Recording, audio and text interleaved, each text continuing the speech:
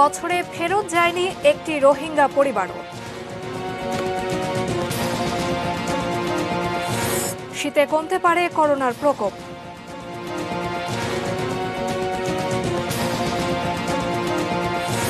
রাজধানীর সিরাজুল ইসলাম মেডিকেলে র্যাবের অভিযান।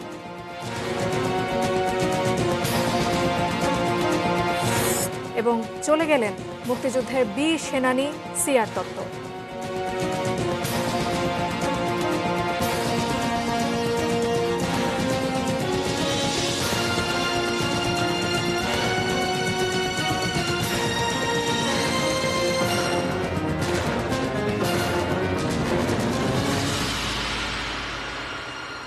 দেখছেন এটিএন নিউজ। দুপুর ৩টা নিউজ আওয়ারে আপনাদের সাথে আছি আমি জান্নাতুনা জাকিয়া। এতক্ষণ সংবাদ শিরোনামগুলো শুনছিলেন। VSL angle channel HB VSL Bikrampur steel limited. এবারে বিস্তারিত এবং শুরুতেই রোহিঙ্গা প্রসঙ্গ। রোহিঙ্গা সংকট সমাধানে ৩ বছরেও ব্যর্থ বিশ্ব। এখনও জাতিসংঘের ফোকাস অর্থ সংগ্রহে। চীনের দ্বিপক্ষীয় সমাধানের গল্পে আটকে আছে প্রত্যাবাসন। এর মধ্যেও আশার আলো দেখাচ্ছে 2 আন্তর্জাতিক আদালত ICC ও ICJ।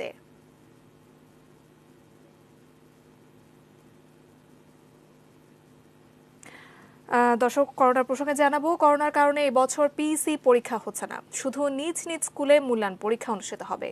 প্রাথমিক ও গণশিক্ষা মন্ত্রণালয়ের এক বিবৃতিতে কথা জানানো হয়েছে। দর্শক, আপনাদের আগেই যে প্রসঙ্গটি আমরা জানিয়েছিলাম সেটা যদি একটু আরও একবার জানিয়ে দিতে চাই। রোহিঙ্গা সংকট সমাধানে 3 বছরেও ব্যর্থ বিশ্ব। এখনও জাতিসংঘের ফোকাস অর্থ সংগ্রহে। চীনের দ্বিপক্ষীয় সমাধানের গল্পে আটকে আছে প্রত্যাবাসন। এর মধ্যেও আশার আলো দেখাচ্ছে 2 আন্তর্জাতিক আদালত ICC ও ICJ। কেউ কথা রাখেনি। পুরো 3টি বছর কেটে গেল। চীন বলেছিল তারাই রাজি করাবে মিয়ানমারকে। চীন এখন ব্যস্ত কোভিড টিকা নিয়ে বিশ্ব রাজনীতিতে। 3 বছরে ফেরেনি একটি রোহিঙ্গা পরিবারও। আমাদের প্রসেসটা একটু স্লো হয়েছে। এর মূলে হচ্ছে কোভিড, আর ওরা আরেকটি অজুহাত দেয়, তাদের দেশে ইলেকশন হবে। ইতিমধ্যে আরো আমরা 6 লক্ষ লিস্ট দিয়েছি, তারা এগুলো ভেরিফাই করে আমাদের পাঠিয়েছে। কিছু 30,000-এর মতো তারা দিয়েছে। তাদের এন্টার যাচাই প্রসেসটা অত্যন্ত দীর্ঘতি। এতে মনে হয় না কোনো ধরনের আন্তরিকতা আছে। মিয়ানমারের ভেতরে এই জনগোষ্ঠী বা রোহিঙ্গা প্রত্যাবাসনের বিষয়ে আরেকটু বেশি বোধহয় জনমত তৈরি করার প্রয়োজন আছে। তারা যে নিগৃহীত, তারা যে অত্যাচারিত, এই ন্যারেটিভটা কিন্তু ওখানে খুব বেশি প্রচারিত হচ্ছে না। কিছু কিছু কাজ আমাদের করা দরকার বলে মনে করছি, কারণ at the end of the day Rohingya সিদ্ধান্ত তো মিয়ানমার সরকার নিতে হবে। বিশ্ব মোড়লদের দড়ি টানাটানিতে অচল জাতিসংঘ নিরাপত্তা পরিষদ। রোহিঙ্গা গণহত্যা নিয়ে কথা উঠলেই ভেটো ক্ষমতা দেখিয়ে দিচ্ছে চীন, রাশিয়া। এতদিন রোহিঙ্গা গণহত্যা নিয়ে নিশ্চুপ ভারত নিরাপত্তা পরিষদের 2021-22 সালের অস্থায়ী সদস্য হচ্ছে। বাংলাদেশ এবার তাকিয়ে সবচেয়ে কাছের বন্ধু রাষ্ট্র আদৌ কিছু করে কিনা সেটা দেখার অপেক্ষায়। We will continue to work on it both in the UN Security Council and bilaterally with our এখন ধরেন বাংলাদেশ বিভিন্ন কারণে বাংলাদেশ বেশ গুরুত্ব পাচ্ছে আঞ্চলিক শক্তিদের কাছে। চীন এবং ভারত 2 দেশের সাথেই এই বিষয়টা নিয়ে দর কষাকষি করার ক্ষেত্রে আমাদের অবস্থানটা 3 বছর আগের চাইতে বোধহয় একটু সতেজ হয়েছে, যদি আমরা সেটা ব্যবহার করতে চাই। রোহিঙ্গা গণহত্যার দায়ে জাতিসংঘের বিচারিক প্রতিষ্ঠান ইন্টারন্যাশনাল কোর্ট অব জাস্টিসে মিয়ানমারের বিরুদ্ধে গাম্বিয়ার মামলায় এখনো সবচেয়ে বড় আশার আলো। রোহিঙ্গা গণহত্যার দায়ে এই মামলায় গত 23 জানুয়ারি মিয়ানমারকে 4 দফা পদক্ষেপ নিতে নির্দেশ দেয় ICJ। যে শুনানিতে গণহত্যা লুকাতে রোহিঙ্গাদের উপর মানবতা বিরোধী অপরাধের কথা স্বীকার করে ফেলেছে Myanmar. It is a success story. একটা ইন্টারিম জাজমেন্ট দিয়েছে এবং মায়ানমারকে যথেষ্ট প্রেসারে রেখেছে। অন্যদিকে আন্তর্জাতিক অপরাধ আদালত ICC রোহিঙ্গাদের উপর মানবতা বিরোধী অপরাধ তদন্তের অনুমতি দিয়েছে গত বছরের নভেম্বরে। এই বিচারে বাংলাদেশে ICCর আদালত বসানোর জন্য সংস্থাটির কাছে আবেদন জানিয়েছে রোহিঙ্গাদের জন্য কাজ করা একাধিক সংগঠন। যদি ICC আমাদের কাছে সে ধরনের অনুমতি চায়, তখন আমরা সেটা সক্রিয়ভাবে আমরা বিবেচনা করব, যেহেতু তাদের বাল্ক অফ দ্য উইটনেসেস এখানেই আছে। Ashikur Rahman Apu, ATN news, Dhaka. রোহিঙ্গা নির্যাতনে ৩ বছর পূর্ণ হলেও প্রশাসনের নিষেধাজ্ঞা ও করোনা মহামারীর কারণে কক্সবাজারের উখিয়া টেকনাফের ক্যাম্পগুলোতে ছিল না কোনো আয়োজন। কক্সবাজারের কুতুপালং লম্বাশিয়া ক্যাম্প থেকে বিস্তারিত জানাচ্ছেন আমাদের কক্সবাজার প্রতিনিধি অর্পণ বড়ুয়া। নির্যাতনের ৩ বছর পূর্ণ হয়েছে, অর্থাৎ ৩ বছর পূর্ণ হওয়ার আজকের এই দিনে রোহিঙ্গাদের মধ্যে আমরা তেমন কোনো বড় ধরনের কর্মসূচি আমরা দেখতে পাইনি, যেহেতু গত বছরের এই দিনে তারা একটি বড় ধরনের সমাবেশ করেছিল এবং সমাবেশ থেকে তারা জানান দিয়েছিল আন্তর্জাতিক সম্প্রদায়ের কাছে তাদের উপর যে 2017 সালের 25 আগস্ট যে নির্যাতন হয়েছে সেই নির্যাতনের বিচার দাবি আসলে তারা সেই সমাবেশ থেকে করেছিল। তবে এই সমাবেশটি সারা দেশব্যাপী এক ধরনের আলোচনা সমালোচনার জন্ম দেওয়ার কারণেই আমাদের কক্সবাজারের প্রশাসন তাদেরকে এইবারে তেমন কোনো বড় ধরনের আয়োজন করতে দেয়নি। তবে আরেকটি বিষয় আমি জানিয়ে রাখতে চাই, এখন যেহেতু করোনা মহামারীর সময় চলছে সেই কারণেই আসলে এক প্রকার স্বাস্থ্য ঝুঁকিতে পড়তে পারে সেই আশঙ্কা থেকেও শরণার্থী ত্রাণ ও প্রত্যাবাসন কমিশনারের কার্যালয়ের পক্ষ থেকে এইবারে তাদেরকে কোনো বড় ধরনের কোনো প্রোগ্রাম না করার জন্য নিষেধাজ্ঞা দেওয়া হয়েছে তাদের প্রতি। যেই ক্যাম্পটিতে আমি অবস্থান করছি উখিয়ার লম্বাশিয়া রোহিঙ্গা ক্যাম্পে, এই ক্যাম্পের রোহিঙ্গারা আমাদেরকে জানিয়েছেন তারা আসলে আজকের এই দিনে তারা নীরবে নিবৃত্তে এবং তারা ঘরে থেকেই তারা প্রতিবাদ জানাতে চায়। তারা আন্তর্জাতিক সম্প্রদায়ের কাছে তাদের যে দাবিগুলো আছে, তাদের মর্যাদা, তাদের সম্মান এবং তারা নাগরিকত্ব পেলে তাদের নিজ দেশে ফিরে যাবে, সেই দাবিগুলো তারা আজকে নীরবে এবং মৌন প্রতিবাদ হিসেবে তারা আজকে এখানে আসলে দোকানপাট সমূহ বন্ধ রেখেছে। রোহিঙ্গাদের খরচ জুটাতে জাতিসংঘ কিংবা বিশ্ব সম্প্রদায় ব্যর্থ হলে চরম বিপাকে পড়বে বাংলাদেশ।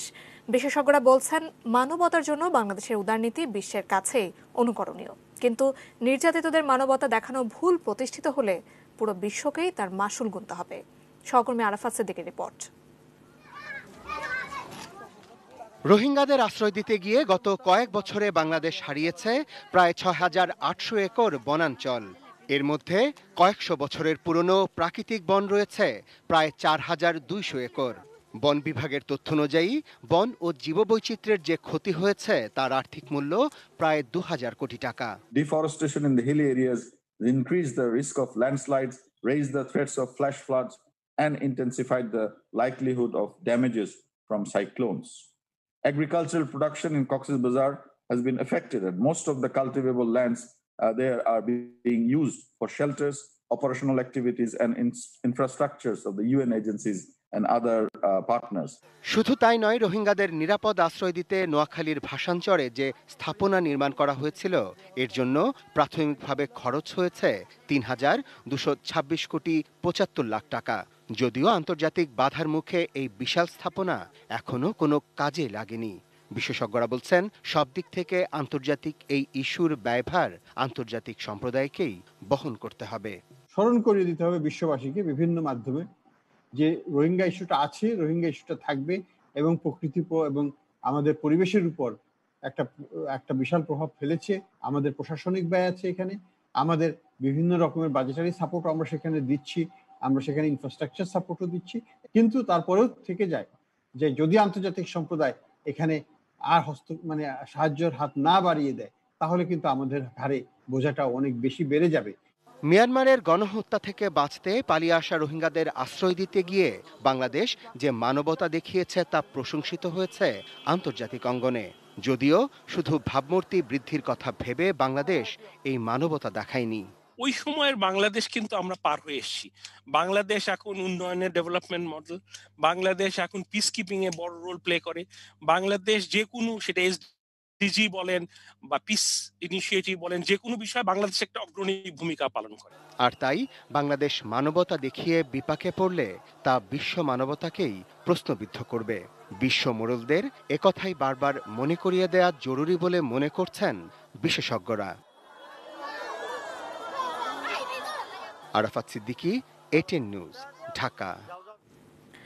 ৩ বছর পেরিয়ে গেলেও বাংলাদেশে আশ্রিত রোহিঙ্গারা জানেন না তারা নিজ দেশে ফিরতে পারবেন কিনা। তবে জেলা প্রশাসন সতর্ক, এবার কোনো সমাবেশ করা যাবে না। কক্সবাজার প্রতিনিধি অর্পণ বড়ুয়া জানাচ্ছেন বিস্তারিত।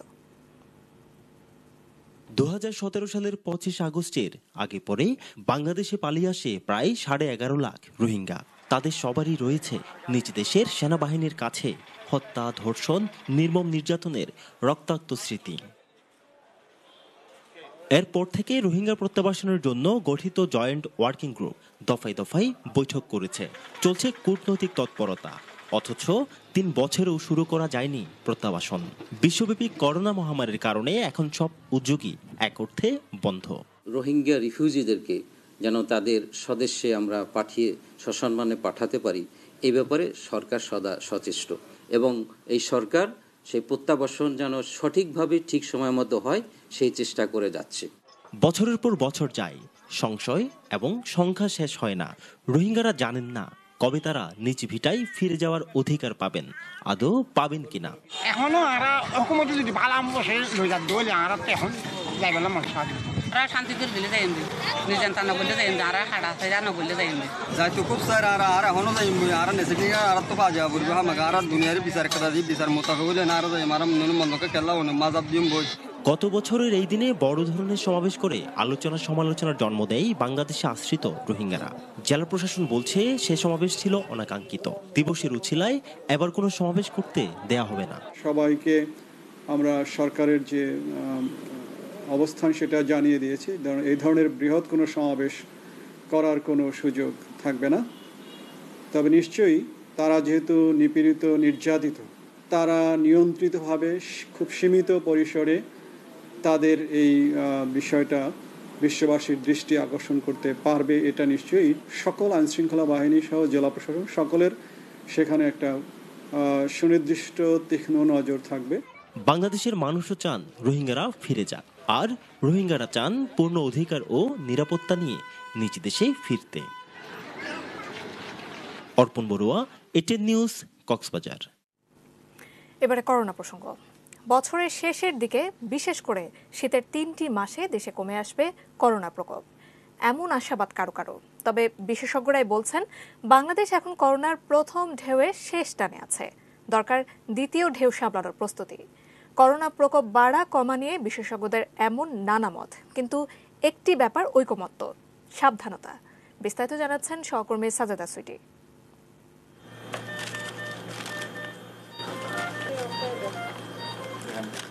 শুরুতে ছিল সীমাহীন আতঙ্ক, এখন স্বাভাবিক জীবনে ফেরার তারা।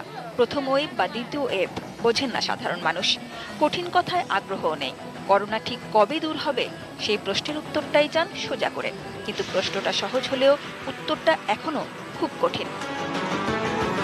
হাসপাতালগুলো থেকেও করোনা ডেডিকেশনের বাধ্যবাধকতা উঠেছে, কিন্তু আগের মতোই আসছেন করোনা রোগীরা, সেবা নিচ্ছেন।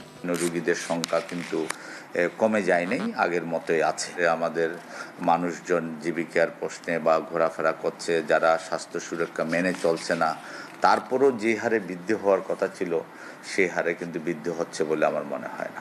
শুরু থেকে আসার কথাই শোনাতে চেয়েছেন সার্সের কুইক টেস্টের আবিষ্কারক অণুজীব বিজ্ঞানী ডক্টর বিজন কুমার শীল। করোনার এই পর্যায়ে তার হিসেব বলছে শীতের আগেই কমবে করোনার প্রকোপ। তবে আমার ধারণা যে ইনফেকশনটা ধীরে ধীরে কমে আসছে, কারণ এই যে যাদের মধ্যে অ্যান্টিবডি এসছে বা যাদের মধ্যে যারা ইনফেক্টেড হওয়ার পর সেরে গেছে এবং যাদের মধ্যে অল্প মাত্রা ইনফেকশন হয়েছে অথবা যারা জানেই না ভাইরাস তাদের সংস্পর্শে এসছে, এদের সংখ্যা কিন্তু নেহাত কম না এবং এরাই কিন্তু একটি পর্যায়ে ভাইরাসের মাল্টিপ্লিকেশনকে বন্ধ করে দেবে। এবং আমার আশা শীতের মৌসুমে আমরা হয়তোবা অধিকাংশ মানুষ আমাদের জনগোষ্ঠী এই রোগের হাত থেকে মুক্তি পাবে। করোনা ওয়েভের হিসেবটা বেশ জটিল, বিদেশের সঙ্গে বাংলাদেশকে পুরো মেলানোও যায় না। তবু পরিস্থিতি বিশ্লেষণে বিশেষজ্ঞদের অনুমান দেশে করোনার প্রথম ওয়েভটা টেনে টুনে শেষের দিকে, দ্বিতীয় ওয়েভ সামলাতে হবে নির্ভুল প্রস্তুতিতে। আমাদের ফার্স্ট ওয়েভটা হয়তো একটা শেষের দিকে যাচ্ছে, থ্রু মিউটেশন এটা কিছুটা কিন্তু ওর ফাইটিং পাওয়ারটা বা ভিরুলেন্সটা কমে আসছে। এখন সেকেন্ড ওয়েভ বলতে হলে নাম্বার অফ কেস কিন্তু গ্রাজুয়ালি বাড়তে হবে এবং এটা একটা স্থিতি অবস্থায় থাকতে হবে। শুধু কোভিডের জন্য না, যে কোনো ডিজিজের জন্য এখন সার্ভেলেন্স তৈরি করা দরকার। সেটা আমাদের চিকিৎসার প্রস্তুতি করতে পারবো না, দ্বিতীয় ওয়েভের প্রস্তুতি করতে পারবো না। আমরা এমনকি টেস্টের সেন্সিটিভিটি, স্পেসিফিসিটি, ডায়াগনোসিসের সেন্সিটিভিটি, স্পেসিফিসিটি এগুলো কোনোটাই নির্ধারণ করতে পারবো না যদি না আমরা সেটা জানি। করোনা বৈশ্বিক মহামারী, সবাই নাকাল। এখনো নেই কোনো অব্যর্থ ভ্যাকসিন, তবু বাঁচার কটা সহজ উপায় যে পাওয়া গেছে সেগুলো তো অনেকের গাফিলতি, অনীহা, নানা অজুহাত।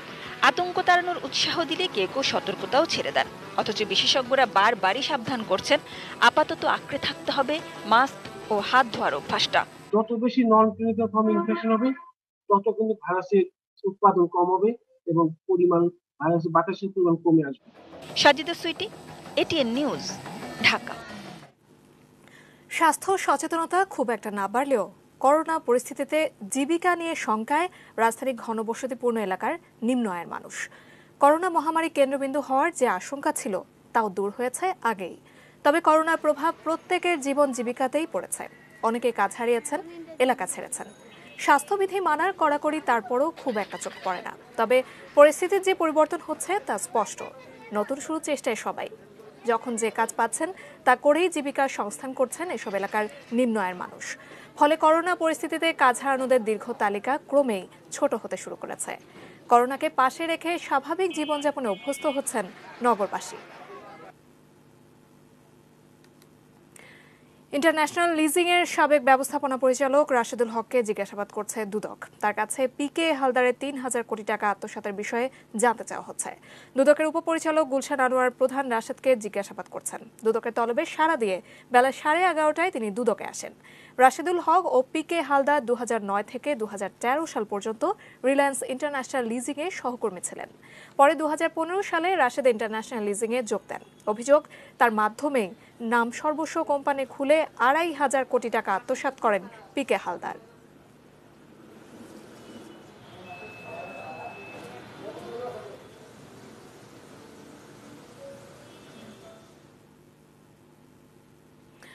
মেয়াদোত্তীর্ণ রিয়াজেন্ট টেস্টিং কিট ব্যবহার সহ নানা অনিয়মের অভিযোগে মালিবাগের সিরাজুল ইসলাম মেডিকেল কলেজ হাসপাতালে অভিযান পরিচালনা করছে র্যাব। দুপুর 12:30টায় হাসপাতালটিতে অভিযান শুরু হয়। স্বাস্থ্য অধিদপ্তর ও মন্ত্রণালয়ের টাস্কফোর্সও সমন্বিতভাবে এই অভিযানে অংশ নিয়েছে। হাসপাতালটিতে অন্য হাসপাতাল থেকে বিভিন্ন পরীক্ষা করে নিজেদের প্যাডে রিপোর্ট দিত। রক্ত সংরক্ষণও সঠিক তাপমাত্রায় করা হয়নি বলে অভিযোগ পাওয়া গেছে।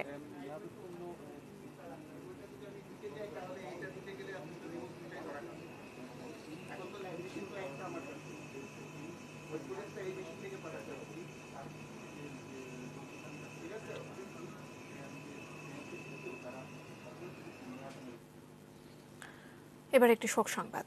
মুক্তিযুদ্ধে 4 নম্বর সেক্টর কমান্ডার ও হিন্দু বৌদ্ধ খ্রিস্টান ঐক্য পরিষদের প্রতিষ্ঠাতা সভাপতি অবসরপ্রাপ্ত মেজর জেনারেল সিআর দত্ত আর নেই। যুক্তরাষ্ট্রের ফ্লোরিডার এক হাসপাতালে চিকিৎসাধীন অবস্থায় সকাল 9:30টায় তিনি মারা যান। তার মৃত্যুতে রাষ্ট্রপতি আব্দুল হামিদ ও প্রধানমন্ত্রী শেখ হাসিনা শোক জানিয়েছেন। গত 20 আগস্ট ফ্লোরিডায় বাথরুমে পড়ে গিয়ে আঘাত পেলে হাসপাতালে ভর্তি করা হয় সিআর দত্তকে। মঙ্গলবার সকালে না ফেরার দেশে পাড়ি জমান মুক্তিযুদ্ধের এই বীর সেনানী। চিত্তরঞ্জন দত্ত বা সিআর দত্তের জন্ম 1927 সালের 1 জানুয়ারি আসামের শিলংয়ে। পৈতৃক বাড়ি হবিগঞ্জের চুনারঘাট উপজেলার মিরাশি গ্রামে। 1951 সালে পাকিস্তান সেনাবাহিনীতে যোগ দেন এবং 1965-র পাক ভারত যুদ্ধে আশালংয়ে যুদ্ধ করেন দত্ত। মুক্তিযুদ্ধে সিলেট জেলার পূর্বাঞ্চলে 4 নং সেক্টর গঠন করা হলে এই সেক্টরের কমান্ডার নিযুক্ত হন চিত্তরঞ্জন দত্ত। সেক্টর কমান্ডারের দায়িত্ব পাওয়ার পর সিলেটের রশিদপুরে ক্যাম্প বানিয়ে বিস্তীর্ণ চা বাগান এলাকা বিশেষ কৌশলে যুদ্ধ শুরু করেন। মুক্তিযুদ্ধে বীরোচিত অবদানের জন্য পান বীর উত্তম খেতাব। ঢাকার কাটাবন থেকে কাউরন বাজার সিগন্যাল পর্যন্ত বীরোত্তম সিআর দত্ত সড়কটি তার নামে নামকরণ করা হয়েছে। তিনি একজন দেশপ্রেমিক ছিলেন। মাতৃভূমির ডাকে তিনি এগিয়েছিলেন। অত্যাচারিত, অবহেলিত, নির্যাতিত জাতির পাশে তিনি দাঁড়ানো সিদ্ধান্ত নিয়েছিলেন। সেটাই ছিল তার যুদ্ধ, তার মুক্তিযুদ্ধ। 1973 সালে স্বাধীন বাংলাদেশের জন্য সীমান্ত রক্ষা প্রহরী গঠনের দায়িত্ব পান চিত্তরঞ্জন দত্ত। তিনি ছিলেন বাংলাদেশ রাইফেলসের প্রথম মহাপরিচালক। 1984 সাল পর্যন্ত সরকারের নানা দায়িত্ব পালন করার পর প্রতিষ্ঠা করেন হিন্দু বৌদ্ধ খ্রিস্টান ঐক্য পরিষদ। শেষ পর্যন্ত যুক্ত ছিলেন সেক্টর কমান্ডার্স ফোরামের সাথে। তার মৃত্যুতে বিরাট একটা নেতৃত্বে একটা শূন্যতা সৃষ্টি হয়েছে। কারণ জেনারেল দত্তের মতো এরকম সাহসী নেতা পাওয়া খুব মুশকিল। জেনারেল দত্ত আমাদের প্রেরণার উৎস হয়ে থাকবেন। তার শূন্যতা আমরা পূরণ করতে পারবো না, কিন্তু তার যে কাজ আমি মনে করি যে এগুলো তরুণ প্রজন্মের সামনে তুলে ধরা দরকার। Aminul Islam, ATN news, Dhaka. News hour এই পর্যায়ে নিচ্ছে বাজে স্টিল বিরতি, এরপর আরো যা থাকছে।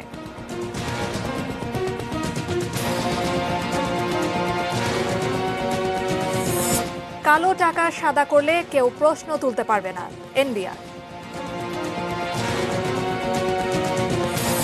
এবং বাড়ি ফিরল কিশোরী, হত্যার স্বীকারোক্তি নিয়ে প্রশ্ন।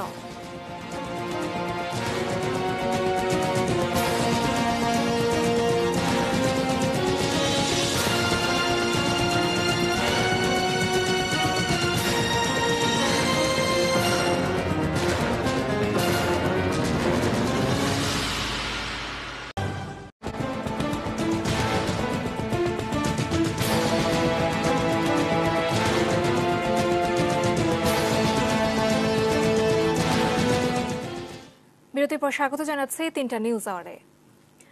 করোনার কারণে এবছর পিইসি পরীক্ষা হচ্ছে না, শুধু নিজ নিজ স্কুলে মূল্যায়ন পরীক্ষা অনুষ্ঠিত হবে।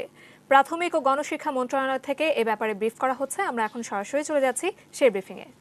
যদি হয় তাহলে ওইটার ভিত্তিতে প্রত্যেকটা স্কুল 1 থেকে ক্লাস 5 পর্যন্ত তাদের স্ব স্কুল প্রশ্নপত্র করে তারা পরীক্ষা নেবে। সেটার ভিত্তিতে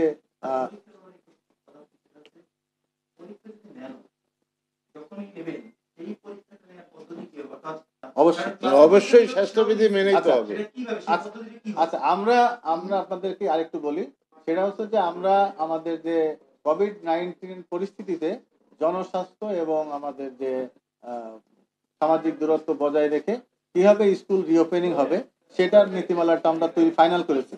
মাননীয় প্রতিমন্ত্রী মহোদয় তার নির্বাচনী এলাকায় ছিলেন, এখন তার অনুমোদন নিয়ে আমরা এটা জারি করব। সেখানে সব বলা আছে, স্কুল রিওপেনিং হলে কি কি করতে হবে, এভরিথিং ওই নীতিমালার মধ্যে বলা আছে। সেটাকে অনুসরণ করে, অর্থাৎ আমাদের যে স্বাস্থ্য মন্ত্রণালয়, আমাদের মাননীয় প্রধানমন্ত্রীর যে কার্যালয়ের যে নির্দেশনা, আমরা সময়ে সময়ে যে আমরা যে জারি করেছি সেটা, তারপরে আমাদের বিশ্ব স্বাস্থ্য সংস্থা, ইউনিসেফ, ইউনেস্কো এবং আমেরিকার যে সিডিএস সেন্ট্রাল ডিজিজ কন্ট্রোল যেটা আছে, সবগুলোকে বিবেচনায় নিয়ে আমরা একটা গাইডলাইন তৈরি করেছি। সেটাও আপনাদেরকে মাননীয় মন্ত্রী মহোদয়ের অনুমোদন নিয়ে সেটাও আপনাদের দিয়ে দিব।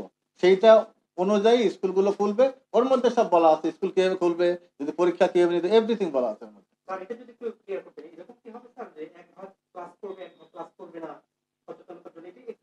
আমরা প্রত্যেকটা স্কুলকে বলেছি তারা নিজেদের মতো করে রিওপেনিং প্ল্যানটা করবে। অর্থাৎ আপনারা দেখবেন যে কোনো স্কুলে স্টুডেন্ট আছে হয়তো 150, কোনো স্কুলে 1200 আছে, তাই না?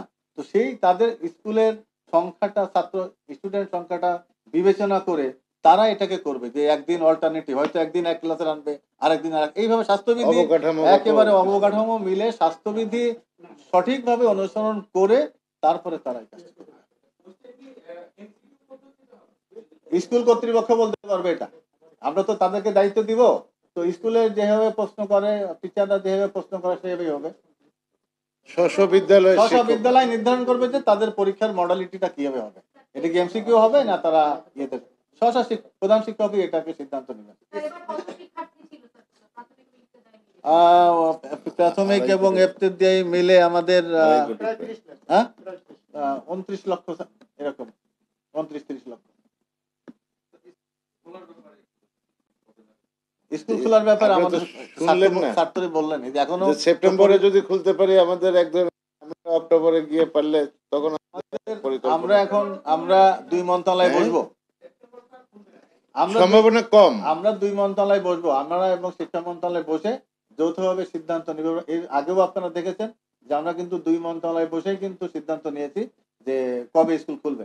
আমরা হয়তো এই 26 আগামী বৃহস্পতিবারের মধ্যে এটা সিদ্ধান্ত নিব যে কবে স্কুল খুলতে পারবো। সিদ্ধান্ত আর যদি কোনো প্রশ্ন না থাকে তাহলে আমরা আপনাদেরকে আবারও আপনাদের কাছে সরি বলি। এটা আমাদের যে অনিচ্ছাকৃত যেটা হয়েছে সেটা আমাদের ইচ্ছাকৃত না। হ্যাঁ, এই যে আমাদের ইন্ডিপেন্ডেন্ট সাংবাদিক, আমাদের প্রিয় পিন্টু, বেশ আমিও বলছিলাম যে আগামীকাল আমরা কিন্তু আমার মনে হয় আমাদের প্রাথমিক গণশিক্ষা মন্ত্রণালয়, মাননীয় প্রতিমন্ত্রী এবং সচিব যতটা সাংবাদিক বান্ধব, বাংলাদেশের কোনো মন্ত্রণালয় এতটা না। এটা আমরা দর্শক, করোনার কারণে এই বছর পিইসি পরীক্ষা হচ্ছে না, আর এই ব্যাপারে বিস্তারিত জানাতে প্রাথমিক ও গণশিক্ষা মন্ত্রণালয় থেকে ব্রিফ করা হচ্ছিল। আমরা সরাসরি যোগ দিয়েছিলাম সেই ব্রিফিংয়ে। জানাবো অন্যান্য প্রসঙ্গ। ঢাকায় আরও 1.5 লাখ নতুন গ্রাহকের কাছে বিদ্যুৎ পৌঁছাতে উপকেন্দ্র নির্মাণ সহ 5টি প্রকল্পের অনুমোদন দিয়েছে জাতীয় অর্থনৈতিক পরিষদের নির্বাহী কমিটি একনেক। সকালে একনেক চেয়ারপারসন ও প্রধানমন্ত্রী শেখ হাসিনার সভাপতিত্বে একনেক সভায় এই অনুমোদন দেওয়া হয়। 5টি প্রকল্পের খরচ হবে 2,570 কোটি 15 লাখ টাকা, যার মধ্যে সরকার দেবে 1,485 কোটি 13 লাখ টাকা, সংস্থার নিজস্ব তহবিল 82 কোটি 60 লাখ এবং বৈদেশিক উৎস থেকে পাওয়া যাবে 1,002 কোটি 42 লাখ টাকা। সভা শেষে এনইসি সম্মেলন কক্ষে পরিকল্পনা মন্ত্রী এসব প্রকল্পের বিস্তারিত তুলে ধরেন। 4 মন্ত্রণালয় 5টি প্রকল্প, এর মধ্যে 3টা ছিল সম্পূর্ণ নতুন আর 2টা সংশোধিত। এই 5টি প্রকল্পের মোট ব্যয় হলো 2,570 কোটি 15 লাখ টাকা, ইনক্লুসিভ পাওয়ার সকলের জন্য। পারছে না তাকে সহায়তা করব, অথবা তার নিজের সক্ষমতা বাড়ছে তাকে আমরা প্রোভাইড করবো, আর ক্যাপাসিটি বৃদ্ধি করবো। এবং লো ভোল্টেজ পায়, এটা দিয়ে তার কাজ হচ্ছে না, সে এখন টিভি চালাবে, আজকাল তো মাইক্রো ওভেন অনেকেই চালায়, এইগুলা কন্টিনিউয়াস কাজ হচ্ছে। এই কালো টাকা সাদা করলে কেউ প্রশ্ন তুলতে পারবে না, এমনকি দুদকও না, জানালেন এনবিআর চেয়ারম্যান আবু হেনা মোহাম্মদ রহমাতুল মনির। বললেন, ভ্যাট ফাঁকি ঠেকাতে দোকানে বসানো হচ্ছে ইলেকট্রনিক ফিসক্যাল ডিভাইস নামক নতুন মেশিন। কালো টাকা বৈধ কিংবা অবৈধ, যার উপর কোনো কর দেয়া হয় না, অর্থনীতিতে সেটাই কালো টাকা। দেশে কত কালো টাকা আছে তার সঠিক হিসাব নেই, তবে অর্থনীতি নিয়ে যারা কাজ করেন তাদের হিসাব দাবি করছে মোট দেশজ উৎপাদনের বড় অংশই কালো টাকা। কয়েক বছর ধরেই সরকার সেই কালো টাকা আনতে চায় অর্থনীতির মূলধারায়, সেজন্য দিচ্ছে কালো টাকা সাদা করার সুযোগও। তবে এনবিআর চেয়ারম্যান বলছেন, কালো টাকা সাদা করার ক্ষেত্রে সাড়া কম। অপরিশোধিত অর্থের সাড়াটা পাচ্ছি না, আমরা তেমন সাড়া পাচ্ছি না বা পাইনি এখন পর্যন্ত মনে হয়, যতদূর জানি। অভিযোগ আছে, কেউ কালো টাকা সাদা করলেও দুদক সহ সরকারের অন্যান্য দপ্তর থেকে নানা প্রশ্ন করা হয়। তবে এনবিআর চেয়ারম্যান আশ্বাস দিয়ে বলছেন, আর কোনো প্রশ্ন নয়। এই ক্ষেত্রে যেটা হয় যে অনেকে ভয় পায় যে আমার এই অপরিশোধিত অর্থ, এই এনবিআর হয়তো বলল যে প্রশ্নের উত্থাপন করবে না, কোথা থেকে এই অপরিশোধিত অর্থ আসলো বা তার উৎস সম্পর্কে প্রশ্ন করবে না, কিন্তু তারপরে তার মনের ভিতরে ভয় থেকে অন্য প্রতিষ্ঠান যদি প্রশ্ন করে, ইন্টিমেটি দিয়ে দিচ্ছে যে কোনো প্রতিষ্ঠান এটা নিয়ে কোনো প্রশ্ন করতে পারবে না। যদি কোনো প্রতিষ্ঠান এটা নিয়ে কোনো প্রশ্ন করে, তাহলে সে সোজা যে আদালতে রিট করবে। এর আগে তিনি উদ্বোধন করলেন নতুন VAT machine, electronic fiscal device. আপাতত দেয়া হচ্ছে ঢাকা ও চট্টগ্রামের 100 দোকানে, জুনের মধ্যে দেয়া হবে আরও 1 লাখ মেশিন। এর ফলে এনবিআর সরাসরি তাৎক্ষণিকভাবে দেখতে পারবে কে কত কেনা বেচা করলো আর গ্রাহক কত ভ্যাট দিল। থাকবে না ভ্যাট ফাঁকির সুযোগও। গোলাম কাজী প্রভু, এটিএন নিউজ, ঢাকা। নারায়ণগঞ্জে নিখোঁজের 1.5 মাস পর কিশোরী বাড়ি ফিরলেও ধর্ষণের পর হত্যা মামলায় জেল খাটছেন 3 ব্যক্তি, অথচ আটককৃতরা আদালতে স্বীকারোক্তিমূলক জবানবন্দি দিয়েছে বলে দাবি করেছিল পুলিশ। এ ঘটনায় পুলিশের তদন্ত ও আসামিদের জবানবন্দি নিয়ে প্রশ্ন উঠেছে। নারায়ণগঞ্জ প্রতিনিধি আব্দুল সালামের পাঠানো তথ্য ছবিতে একটি ডেস্ক রিপোর্ট। গত 4 জুলাই বাসা থেকে নিখোঁজ হয় শহরের দেওভোগ পাক্কা রোড সরকারি প্রাথমিক বিদ্যালয়ের 5ম শ্রেণীর ওই ছাত্রী। এরপর পরিবারের পক্ষ থেকে ধর্ষণের পর হত্যার অভিযোগে মামলাও করা হয়। মামলায় একই এলাকার রকিব, আব্দুল্লাহ ও খলিল নামে 3 জনকে গ্রেপ্তার করে পুলিশ। গ্রেপ্তারকৃতরা 2 দফা রিমান্ড শেষে ওই কিশোরীকে ধর্ষণের পর হত্যা করে শীতলক্ষা নদীতে মৃতদেহ ভাসিয়ে দেওয়ার কথা স্বীকার করে আদালতে জবানবন্দি দিয়েছে বলে পুলিশ সে সময় গণমাধ্যমকে জানায়। তবে ঘটনার প্রায় 1.5 মাস পর গত 23 আগস্ট বন্দর উপজেলার নবীগঞ্জ এলাকায় ওই কিশোরীর অবস্থানের কথা জানতে পারে তার পরিবার। তাদের দাবি, ওই কিশোরী শারীরিক প্রতিবন্ধী এবং এক তরুণকে পালিয়ে বিয়ে করে ওই এলাকায় ভাড়া বাসায় বাস করছিল। মামলাটি তুলে নেওয়ার কথাও জানায় তারা। আমি একটা মা, আমি যে অশান্তি ভোগ করছি, আমি চাই না এই 3টা ফ্যামিলি আমার মতন এই অশান্তিটা ভোগ করুক। আমি চাই ওনারও শান্তিতে আমার মতন, আমার মেয়ের যেমন আমি পেয়েছি ওরা যেমন ছেলেগুলো বুকে নিয়ে ঘুমাইতে পারে। আমার সন্তান আমি পাইছি, আমি মামলা তো অবশ্যই প্রত্যাহার করব। এ ঘটনায় কিশোরীর পরিবারের স্বস্তি এলেও ক্ষুব্ধ 3 আসামির পরিবার। পাশাপাশি জবানবন্দি নেওয়া সহ পুলিশের তদন্ত নিয়ে নানা প্রশ্ন তাদের মধ্যে।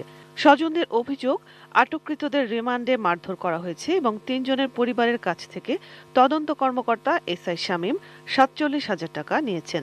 আমার ছেলের বিনা অপরাধ নাই শাস্তি দিতে মিথ্যা অপবাদ মামলাটি খাওয়াইছে, আর আমার স্বামীরে এই দিয়া কোয়াইছে মারধর কইরা 20,000 টাকা লাগবে যদি রিমান্ডেতে বাঁচাইতেন। স্যার আপনি এই কথা কোন গরিব মানুষ করতে দিব? এবার এই কথা বললার সে বলল কি যে করতে যোগান আনবেন, এটা আমার ইয়া করে লাভ নাই, স্বামী স্যারে বলে। আসামিরা এখনো জেল হাজতেই আছেন।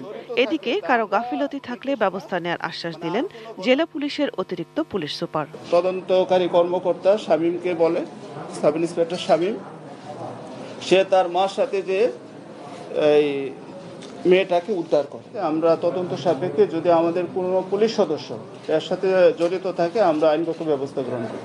Roksana Jerin, desk report, ATN News. Social Islami Bank Limited বাণিজ্য সংবাদ।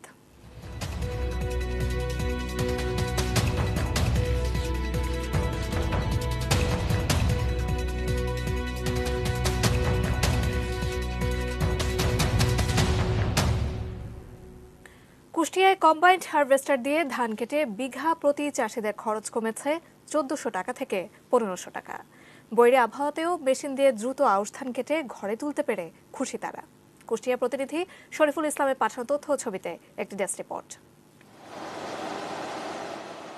ক্ষণে ক্ষণে বৃষ্টির কারণে মাঠের পাকা আউশ ধান নিয়ে দুশ্চিন্তায় ছিলেন কুষ্টিয়ার মিরপুর উপজেলার আউশ ধান চাষিরা। ছিল শ্রমিক সংকটও। ফসল সংগ্রহে নানা জটিলতা কমাতে চাষিরা নিজ উদ্যোগে কম্বাইন হারভেস্টার দিয়ে ধান কাটছেন। এই মেশিনে 1 বিঘা জমিতে ধান কাটতে 20 থেকে 25 মিনিট সময় লাগে। মাড়াই, ঝাড়াই ও বস্তাবন্দি হয়ে যায় একসঙ্গেই। খরচ পড়ে মাত্র 1300 থেকে 1400 টাকা, যেখানে প্রচলিত সনাতন পদ্ধতিতে খরচ দ্বিগুণেরও বেশি। ধান পান মলা ডলা করে ঝাড়া ঝেড়ে একবারে কমপ্লিট করা হয়ে যায়, এটা আমাদের খুব সুবিধা হয়েছে। লেবার যদি ধান কাটতে হয় তো মিনিমাম 3টে লেবার বিঘে প্রতি, গাড়ি ভাড়া আছে, ওর সাথে প্রায় অর্ধেক খরচে আপনার এই মেশিন দিয়ে কাজে যাচ্ছে। মুনিশ কম নাকতে খরচ কমে, কম খরচে কাটি দিয়ে যাচ্ছে আমাদের। চলতি মৌসুমে কুষ্টিয়ার মিরপুর উপজেলায় আউশ ধানের আবাদ হয়েছে 6500 হেক্টর জমিতে। উপজেলা কৃষি অফিসের কর্মকর্তারা জানান, ধান কাটার ক্ষেত্রে কৃষিযন্ত্র ব্যবহারের উপর জোর দিয়েছেন সরকার। এতে কৃষকদের ভর্তুকি দেওয়া হচ্ছে। কৃষিতে যে যান্ত্রিকীকরণ, এই যান্ত্রিকীকরণের ভর্তুকিতে আরও বেশি সংখ্যক যন্ত্রপাতি যাতে আমরা কৃষকদের মাঝে সরবরাহ করতে পারি, এই জন্য আমাদের সদস্য সরকার খুবই সচেষ্ট এবং আগামীতে আরও বেশি আমরা এই যন্ত্রপাতি কৃষকদের মাঝে দিতে পারবো বলে আশা করি। লেবার খরচ আপনার অনেক খরচ হয়, কিন্তু যান্ত্রিকরণের মাধ্যমে আসলে আপনার সময়টাও কম লাগে, খরচও কম হয়। আমরা এভাবে চাষিদেরকে বোঝানোর চেষ্টা করছি। Zinia Islam, desk report, ATN news. Metal presents কৃষি সংবাদ, সুজলা সুফলা।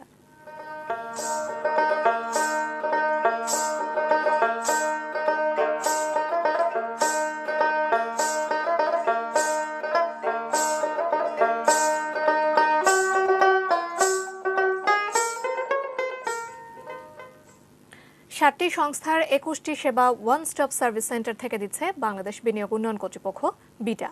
এর ফলে শিল্প কারখানায় বিনিয়োগ অনেকটাই সহজ হচ্ছে।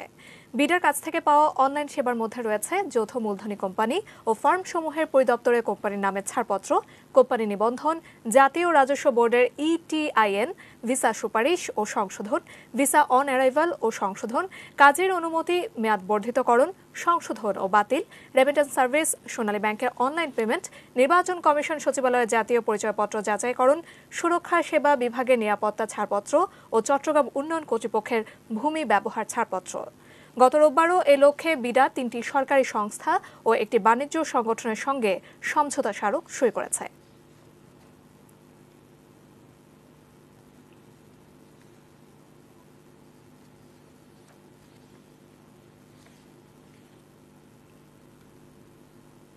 দর্শক, 3টা নিউজ আওয়ারে একটি বিরতি নিয়ে ফিরছি, আমাদের সাথেই থাকুন।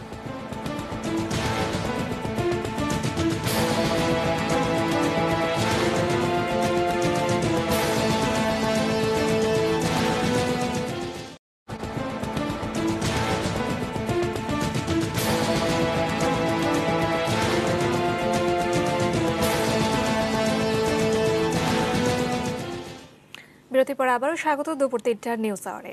এবারে খেলার খবর।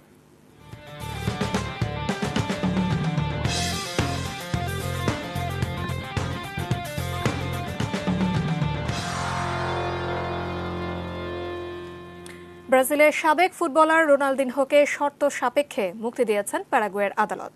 শর্ত হিসেবে প্যারাগুয়ের একটি দাতব্য সংস্থাকে $90,000 দান করে দিতে হবে রোনালদিনহোকে। ফলে নিজ দেশে ফিরে যেতেও আর কোনো বাধা থাকল না। গত মার্চে জাল কাগজপত্র নিয়ে প্যারাগুয়েতে প্রবেশ করেন সাবেক এই ফুটবলার। পালাজ্জো ক্যাসিনোর মালিক নেলসন বেলোতের আমন্ত্রণে একটি দাতব্য সংস্থার শুভেচ্ছাদূত হিসেবে কাজ করার জন্য প্যারাগুয়েতে আসেন রোনালদিনহো। দেশটির অভিবাসন মন্ত্রণালয়ের অভিযোগ, পাসপোর্টে রোনালদিনহোর নাম, জন্মস্থান, জন্ম তারিখ ঠিক থাকলেও নাগরিকত্বের জায়গায় ব্রাজিলের বদলে লেখা ছিল প্যারাগুয়ে। এই অপরাধে সাবেক ফুটবলার রোনালদিনহোকে গ্রেফতার করে দেশটির পুলিশ। গত 5 মাস ধরে সেখানে আটক ছিলেন রোনালদিনহো।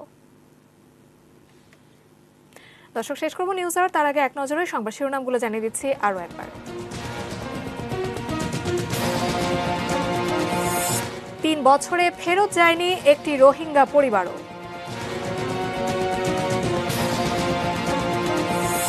শীতে কমতে পারে করোনার প্রকোপ।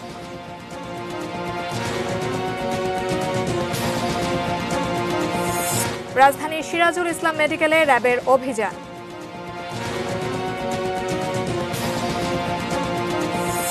চলে গেলেন মুক্তিযুদ্ধের বীর সেনানী সিআর দত্ত। কালো টাকা সাদা করলে কেউ প্রশ্ন তুলতে পারবে না, এনবিআর। বাড়ি ফিরল কিশোরী, হত্যার স্বীকারোক্তি নিয়ে প্রশ্ন।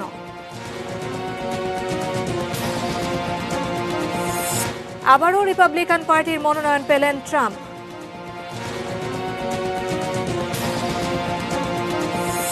এবং মুক্তি পেলেন ব্রাজিলের সাবেক ফুটবলার রোনালদিনহো।